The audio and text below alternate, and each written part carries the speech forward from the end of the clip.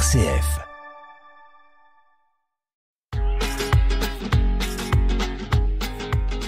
Une autre histoire sur RCF Liège avec Frédéric Marchesani. Bonjour à toutes et tous, merci de m'accueillir aujourd'hui. Bienvenue dans votre tout nouveau numéro d'une autre histoire, l'émission Patrimoine Histoire sur RCF Liège. Aujourd'hui, comme vous en avez l'habitude, place à la rubrique Trésor de Liège en collaboration avec le Trésor de la Cathédrale. Et j'ai le grand plaisir d'accueillir aujourd'hui Alexandre Alvarez qui connaît comme sa poche le Trésor et la Cathédrale. Alexandre, bonjour. Bonjour Frédéric. Alors pour celles et ceux d'entre vous pour qui cela serait aussi le cas, j'espère pouvoir aujourd'hui, avec grâce à Alexandre, vous ouvrir les yeux sur des choses que vous n'avez pas encore repérées et même vous présenter des choses inconnues de bien des gens parce qu'elles sont situées dans des zones de notre cathédrale qui sont inaccessibles au public. Alors ne tournons pas plus longtemps autour du pot, plongeons-nous dans les entrailles de notre vénérable cathédrale, sous laquelle se trouverait un tunnel menant peut-être vers l'université. Alors Alexandre Alvarez, c'est quoi cette histoire de tunnel secret ? En fait, c'est un tunnel dont on connaissait l'existence depuis au moins 2008, parce que lors des derniers travaux, des architectes ont demandé à ouvrir une trappe et ont retrouvé ce tunnel. Donc on en connaissait l'existence, mais je n'avais personnellement pas eu l'occasion de le voir à cette époque. Et récemment, d'autres architectes ont voulu voir un petit peu les fondations du bâtiment et sont descendus dedans. Et on a trouvé un tunnel, on a retrouvé un tunnel qui est un tunnel voûté avec une voûte en berceau qui est composée de pierres calcaires et de grès houillé.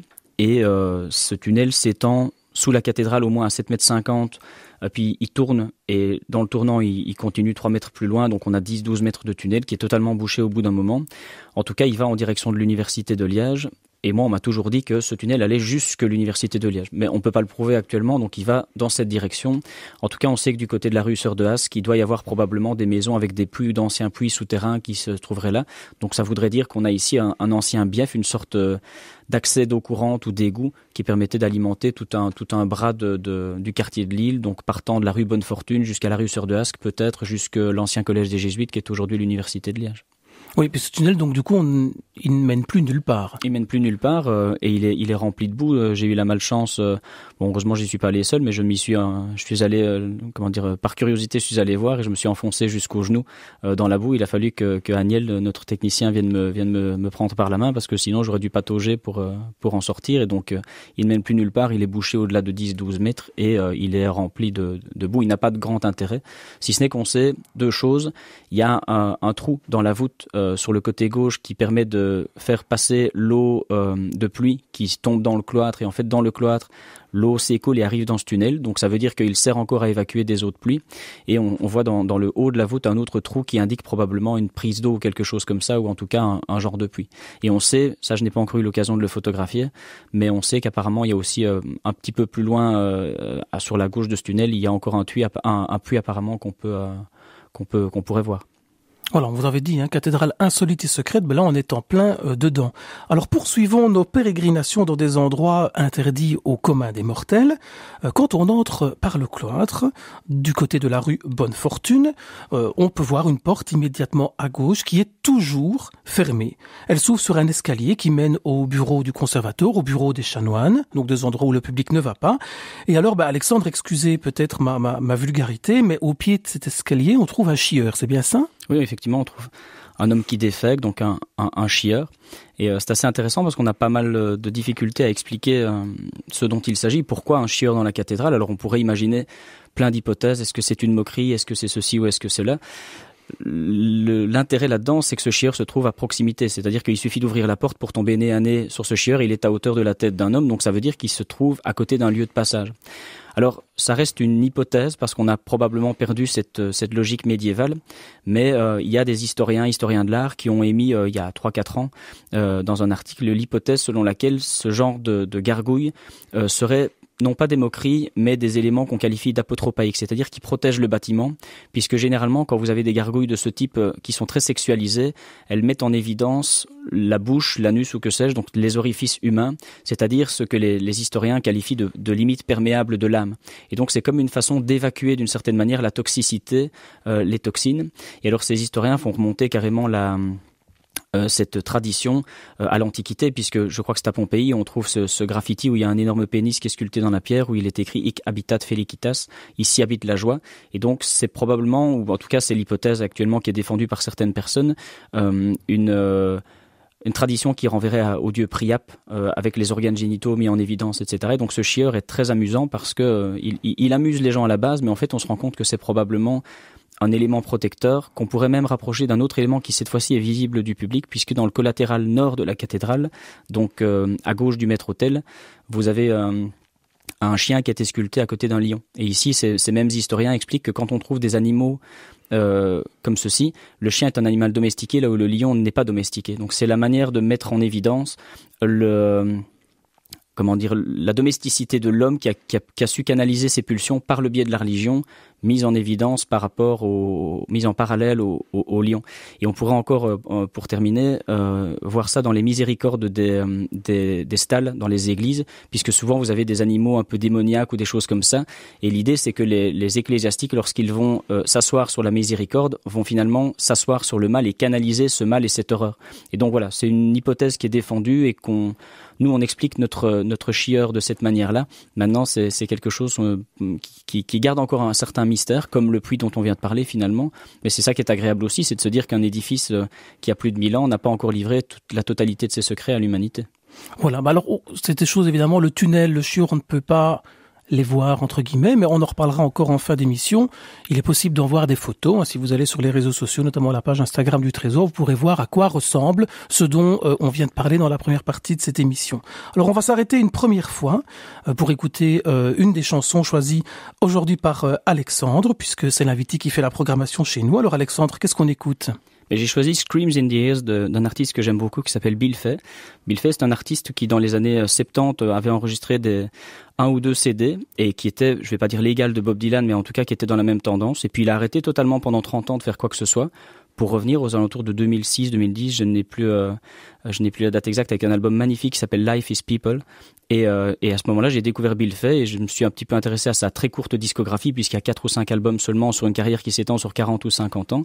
Et je trouve que Screams in the Ears est une chanson d'une richesse, d'une intelligence et d'une subtilité rarement entendue. Et vu qu'on ne l'entend jamais à la radio, je me suis dit je vais me permettre de risquer de voir si RCF accepterait de faire découvrir Bill Fay à son public. Eh ben voilà, bonne découverte. Une autre histoire sur RCF Liège en compagnie de Frédéric Marchesani.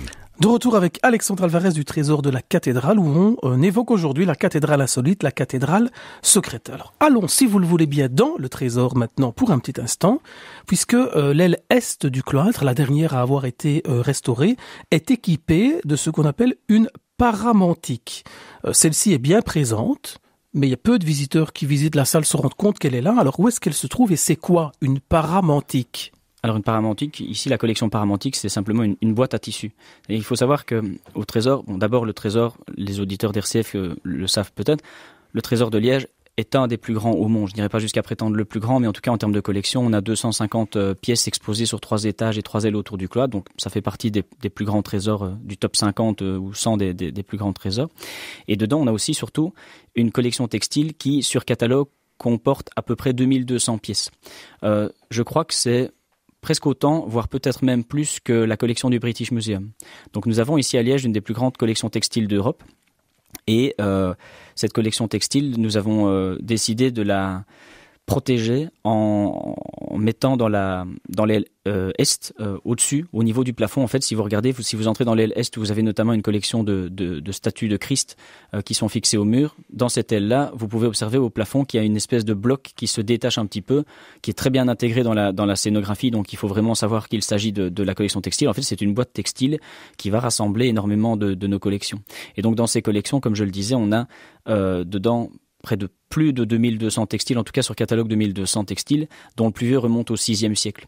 Et ça, c'est assez intéressant parce qu'on trouve notamment dans nos collections des textiles byzantins, par exemple, mais qui sont assez anciens. Là où, pour le dire un peu grossièrement, au Moyen-Orient, ces textiles étaient utilisés. C'est comme un tapis. Votre tapis Ikea, au bout d'un moment, quand il est usé, vous le jetez.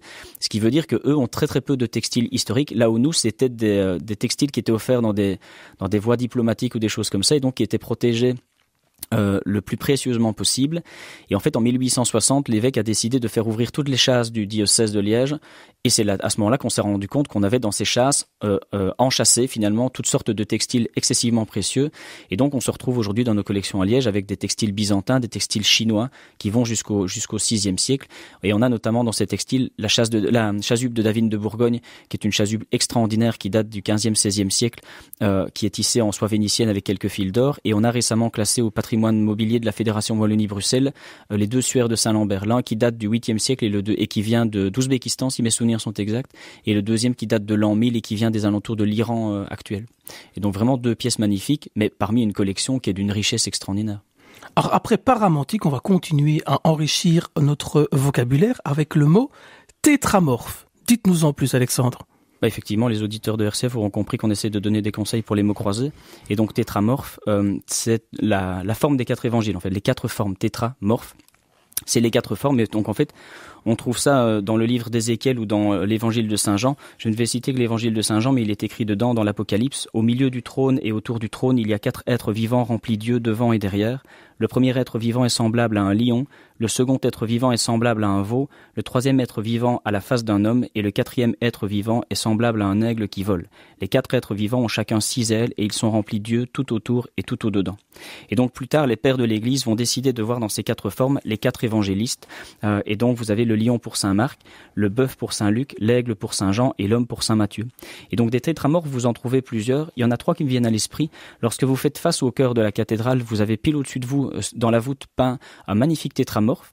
Si vous entrez, vous passez à ce moment-là sur la droite, vous allez dans la chapelle collatérale sud, vous avez la tombe de Pierre de Molandino, qui est associée à une œuvre merveilleuse qui est dans le trésor, qui est la Vierge au papillon. Et sur cette tombe, vous voyez aux 4 coins de la tombe, même chose, les 4 évangélistes. Et en dernier instant, j'en ai repéré un il y a pas longtemps dans un reliquaire néo-gothique magnifique qu'on a dans le trésor, le reliquaire qui est issu de l'église Saint-Christophe. Et là, vous voyez aussi sculpté dans le métal, dans l'argent, vous voyez 4 formes d'évangélistes. Et donc les 4 évangélistes, le tétramorphe, quelque chose qu'on trouve énormément, ça n'est pas excessivement rare, mais c'est quelque chose que les gens ont tendance à méconnaître. Et c'est très intéressant parce qu'en 2009, le film Sherlock Holmes de Guy Ritchie a utilisé ce principe du tétramorphe comme point d'intrigue par rapport à la résolution de l'enquête de Sherlock Holmes. Il y a une scène où vous voyez Robert Downey Jr. qui explique 4 parties le composent, pattes de lion, tête d'aigle, etc. Et en fait, il comprend le plan du grand méchant par le fait que le grand méchant utilise le tétramorphe pour commettre ses crimes. C'est assez intéressant de voir que les gens méconnaissent totalement le principe du tétramorphe alors qu'il est très souvent présent dans l'iconographie chrétienne jusqu'à être utilisé dans des blockbusters comme le dernier Sherlock Holmes. Alors, autre salle, autre ambiance, peut-être moins rigolo.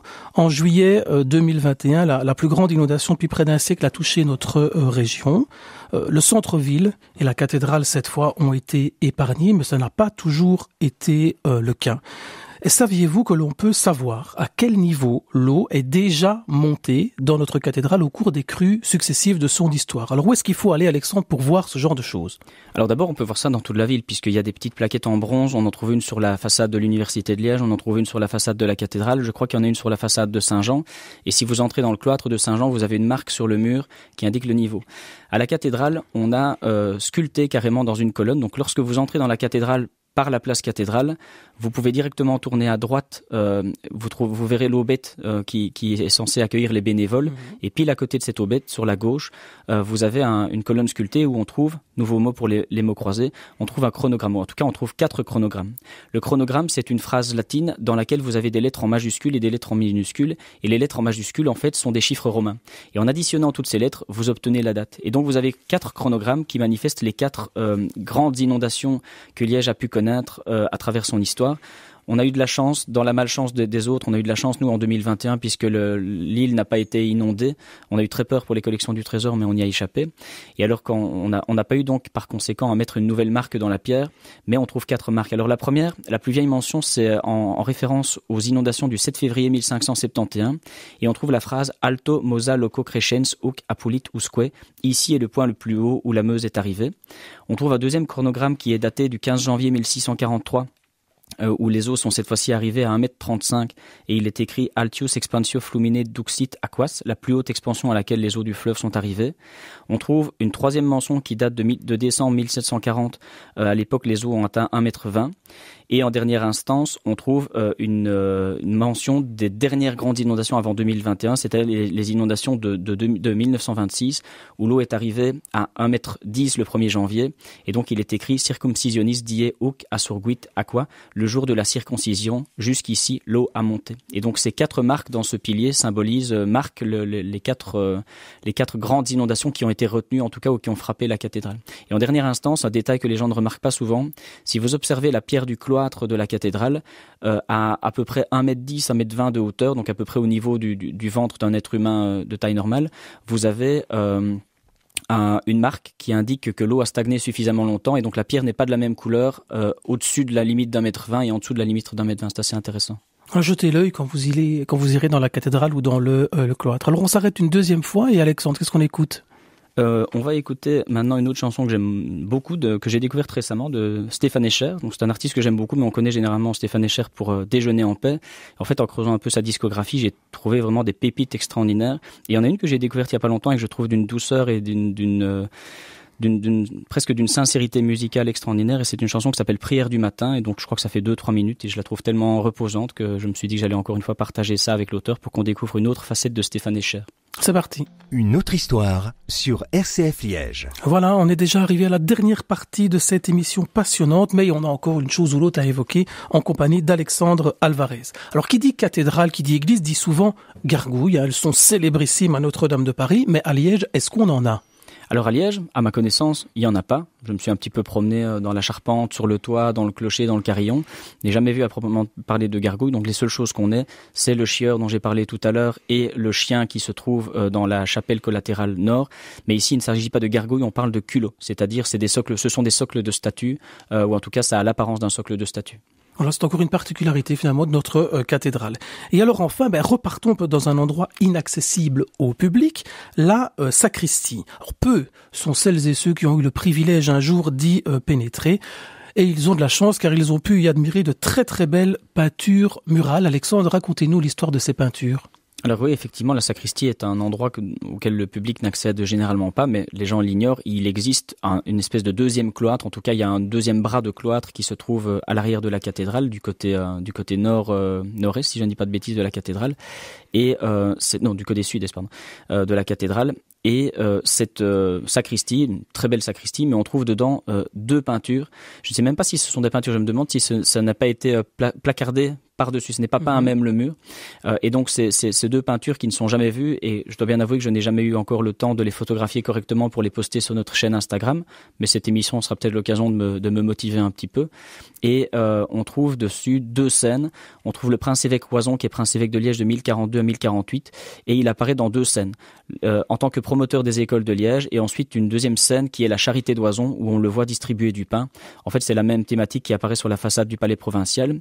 Et la deuxième scène qui se trouve en face de cette apparition d'Oison, c'est la rencontre du pape Innocent II et de Lothaire III, qui était empereur en 1075-1137, et en fait ils se sont rencontrés à Liège en 1131, puisqu'en 1130 l'élection pontificale va faire que 2 papes vont s'opposer. Vous allez avoir Anaclète II et Innocent II, et Lothaire, qui cherchait un petit peu à consolider son pouvoir, va choisir d'aider, de venir en aide à Innocent, et il va l'aider à récupérer son trône. Et puis finalement Innocent II, en échange, va lui promettre la couronne impériale. Donc lors de cette rencontre à Liège en 1131, et finalement Lothaire va obtenir la couronne impériale le 4 juin 1133. Et ces peintures ont été peintes par Adolphe Tassin à la charnière entre le 19e et le début du 20e siècle. Donc ce qui est intéressant, c'est qu'on lui a aussi confié un chantier dans la cathédrale. Donc il n'est pas impossible qu'on ait voulu un petit peu le tester en lui faisant peindre quelque chose qui n'était pas visible du public, pour s'assurer que s'il faisait une erreur, ça ne poserait pas de grands problèmes. Et puis en fait, impressionné par son travail, on a finalement donné l'autorisation pour qu'il peigne quelque chose dans la cathédrale cette fois-ci. Voilà, la cathédrale insolite, la cathédrale secrète, c'est impossible de tout évoquer tant le sujet est riche. Mais si vous êtes resté sur votre faim, ou si vous avez envie de voir à quoi ressemblent les choses dont on vient de parler, je vous conseille de suivre la page Instagram du Trésor, sur laquelle Alexandre poste régulièrement ses infos un peu secrètes et insolites, et vous pourriez évidemment y trouver des photos de toutes ces choses qu'on a évoquées. Alexandre Alvarez, un immense merci d'être venu partager tout ça avec nous. La semaine prochaine, on change de sujet, on évoquera ensemble le bicentenaire de la naissance de César Franck, mais ça, c'est une autre histoire.